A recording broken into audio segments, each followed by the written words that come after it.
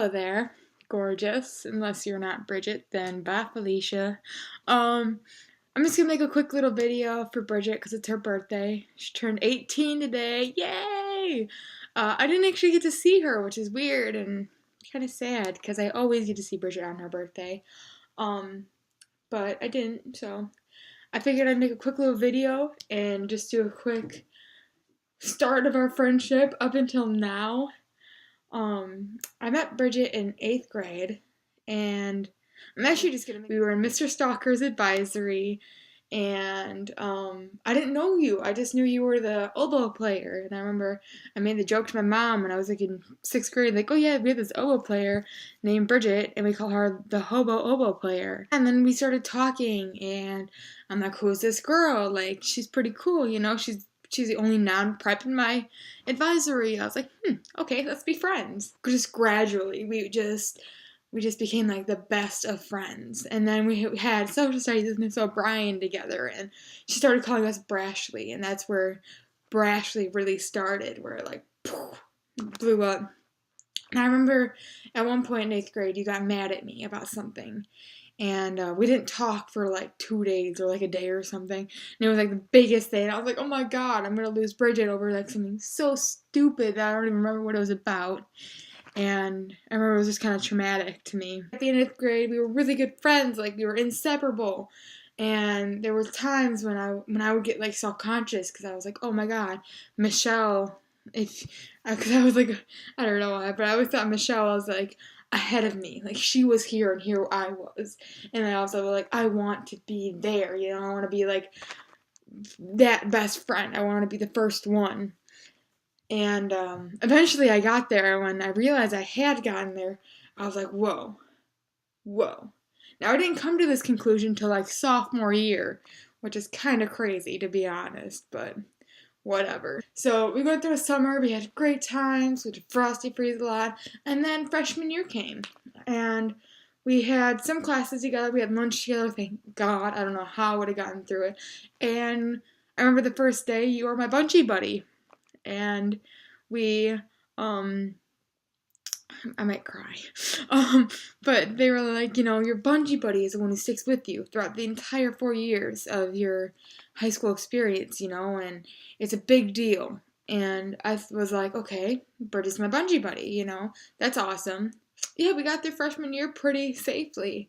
You know, I had a guy who just decided he didn't want me anymore, and that sucked, but I had you, so it was okay. I had Bridget, she was there, she was my rock, you know. A lot happened freshman year. It was a great year, though. We had a lot of fun with Allison and Kim, and fun. And then sophomore year came, and it got a little hard.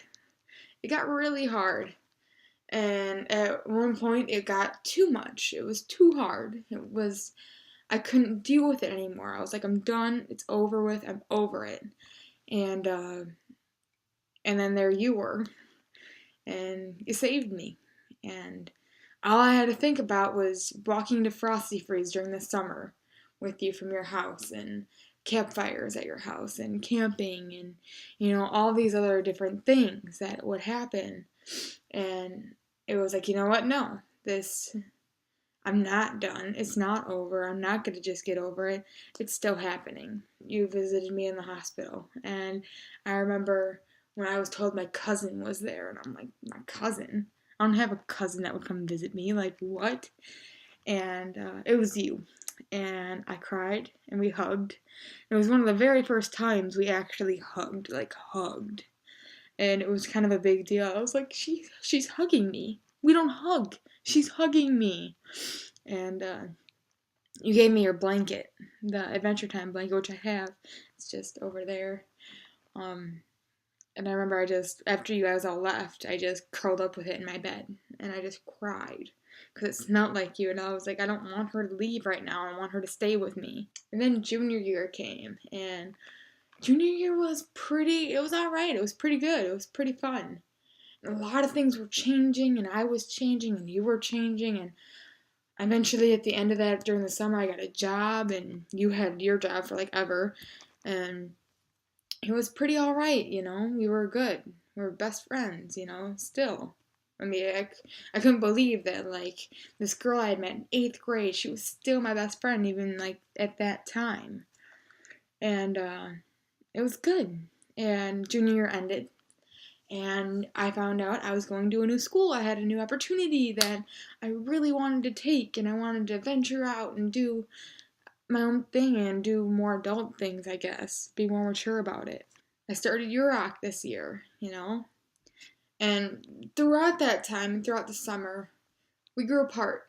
We went our separate ways, whether that was due to 100 different million other things. We grew apart, and I'm not gonna act like that didn't happen, because it did. It was okay, because I realized that even though we kind of grew apart there and we separated, or whatever you want to say, you were still my best friend. You were still that girl that I thought that I would go to, that, that you were still that girl. And I don't think you realized that, or you knew that, or even you know that. And that's important to me. That's really important to me, that you know that, and that's something that you understand, is that you're still my best friend. That's never going to change. But the thing is that we're going to grow apart even more, because you want to go to Platteville, I want to go to Milwaukee, and eventually I want to go to London or Brighton or somewhere in England that I want to move and live to. There's so many things that I want to happen in my life that's going to separate us a little bit more and more.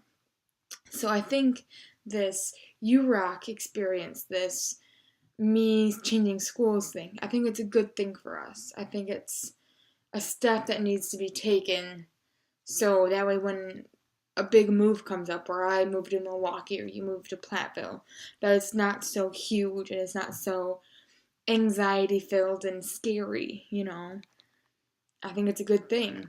But most of all, I just want you to know you're still my best friend. You'll always be my best friend.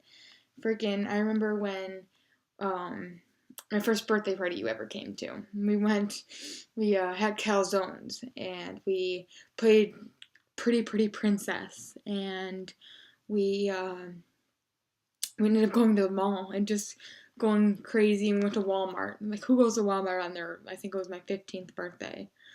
But it was still a lot of fun. I had a great time, and I don't think it would have been the same without you there. That being said, every birthday from now on, you have to come to, and, I'll have to buy you plane tickets to London or Brighton or wherever I end up, and it's okay, I think we'll make it through it. I think we'll keep in touch. I feel like we need to keep in touch more. We need to text each other. We need to talk. We need to, do these things so we don't lose it too much, I'm not saying I want to grow apart so much. Oh, I never talk to you anymore. No, I want to keep that. But, so happy birthday. I love you. And I will see you later. Also, here's a quick little video that I made of just pictures of us throughout the years. One of which is of you sleeping, that I got one like way back when. It's kind of cute.